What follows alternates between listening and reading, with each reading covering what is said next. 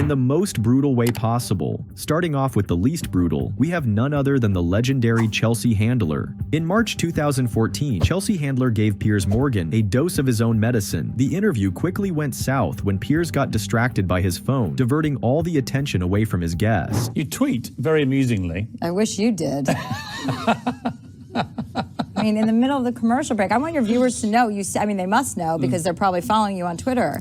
I mean, you can't even pay attention for 60 seconds.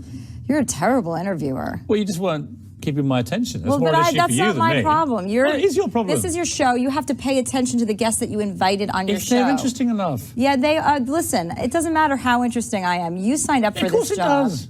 Well, maybe that's why your job is coming to an end.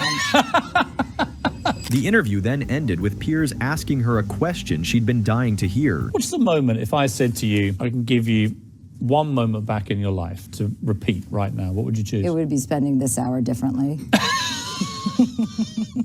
Can't you try and be nice? On July 7, 2014, Joan Rivers appeared on CNN to promote her book, Diary of a Mad Diva. My last book was on the bestseller list 19 weeks, so my producer's not a fool. She said, write another.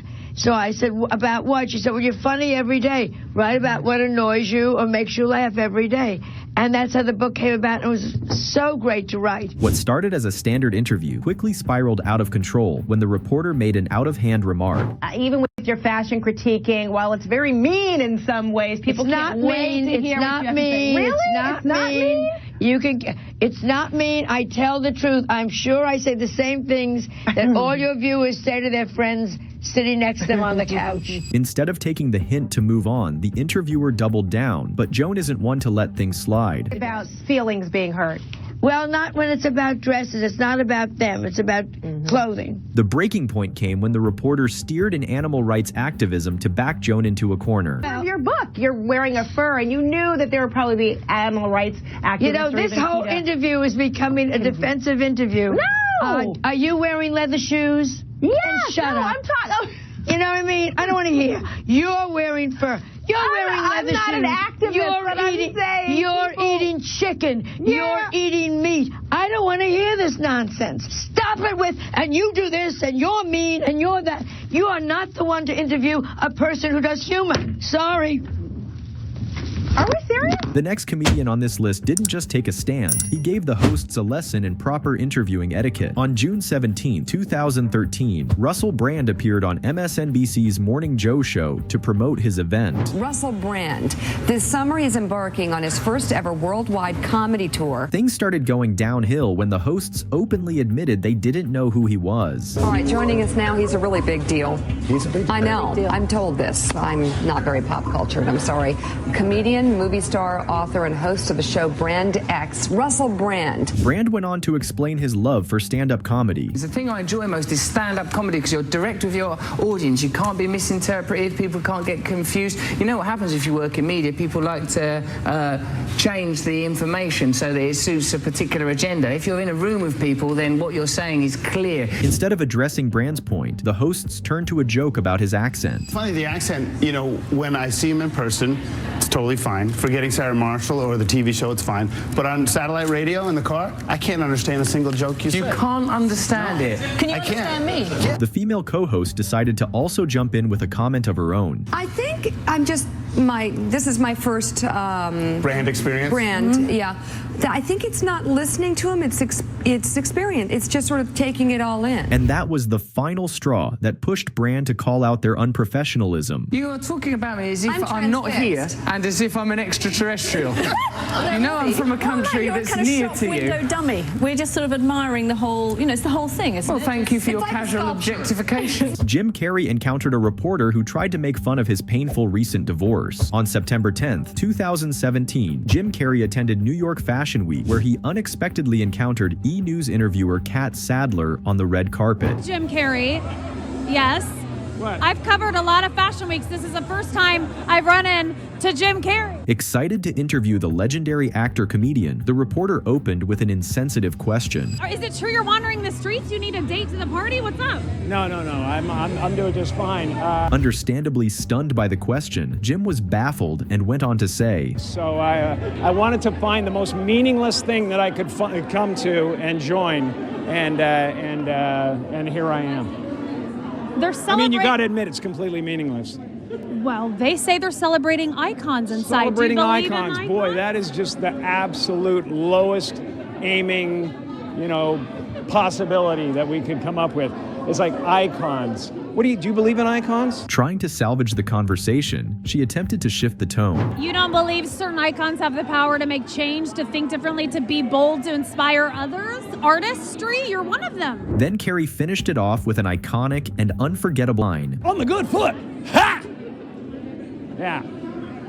You shut it down now. However, things didn't really get out of hand quite like it did on the 14th of April 2015 when Bill Burr appeared on Fox's morning show to promote his animated... Burr, welcome to Good Day New York. How are you? Thank you for having me. Well, the show is so funny. I mean, is it based on your real life or is it, Yeah, no, it's definitely based on my life. What started as a standard promotional segment took a sharp turn just 2 minutes in, as the female host confronted him about some of his past jokes. So your Christian background is part of the show. Or Yes, and I wanted to talk to you about Jesus after this. Well, the only reason why I bring it up is some people thought maybe you went a little too far. As far as what? Well, they thought that maybe you were being disrespectful to the Christian religion. Who did? In typical Bill fashion, he didn't back down. He turned the tables, took control of the moment, and went all in on the host. I mean, we did maybe 2 jokes about that? Yeah, exactly. Don't you think the Catholic Church went a little too far? More so than my cartoon. All right, listen. A couple of jokes. I know this is a morning show. You can't bring up all those crimes. This wasn't the first time Bill had to deal with someone pushing boundaries. He also publicly shut down Tony Hinchcliffe after being invited to his show Kill Tony. Tony Hinchcliffe built his career by publicly insulting and humiliating others for laughs and personal gain. At first, Bill seemed to be enjoying himself, walking in with his usual charm and wit, but it soon became clear he didn't fully know what he was signing up for until one particular comedian took the stage. Just compliment someone, put it in the context of a joke, and an idiot will make a fool of himself. It didn't take long for Bill to pick up on how Tony sets up amateurs for failure. But it's 1 minute now, and let's just put an end to this, shall we? Oh, thank you. And true to form, Bill couldn't just sit back and stay quiet. Yeah, but didn't you kind of f him with the music on the way up? You're like, he's gonna suck. You put it in everybody's mood. It's like, can you give him a chance? Yeah. Like, this is brutal. Is this gonna be an hour? I don't want to do this to people.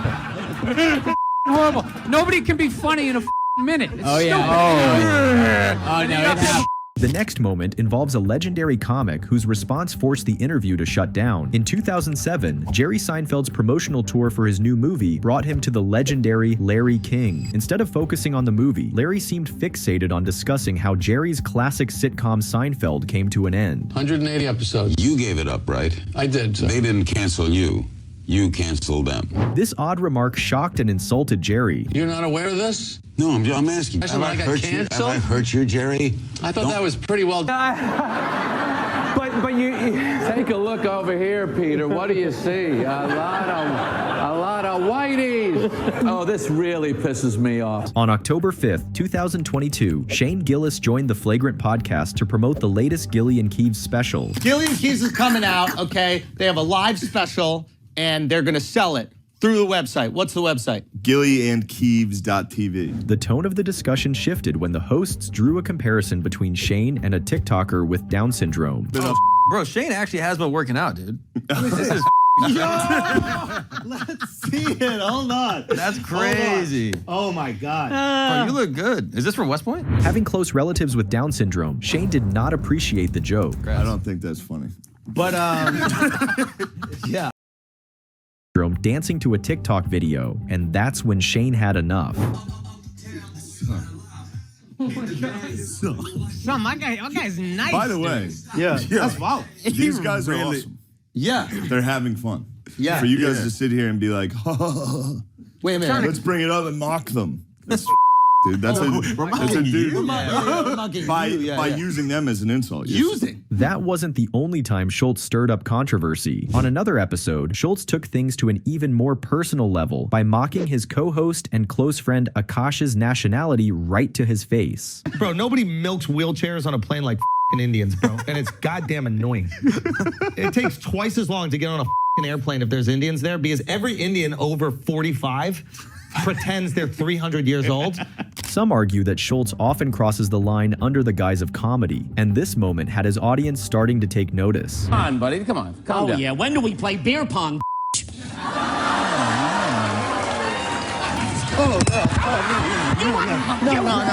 guys. You want a piece of me? No. You don't want to do this. You don't want to do this.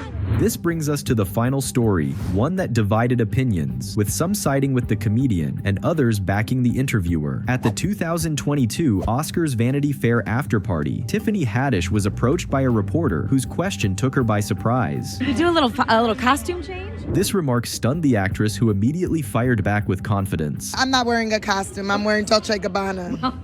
It's called an evening gown, darling. This is not, no one's paying me for this. I paid for it. It's custom. Thank you. Sensing the misstep, the reporter attempted to smooth things over, but Tiffany wasn't finished just yet. Time of death for me right now. You look gorgeous. This is not an acting gig. This is my life. This what fame look like. This what success look like. This what money look like.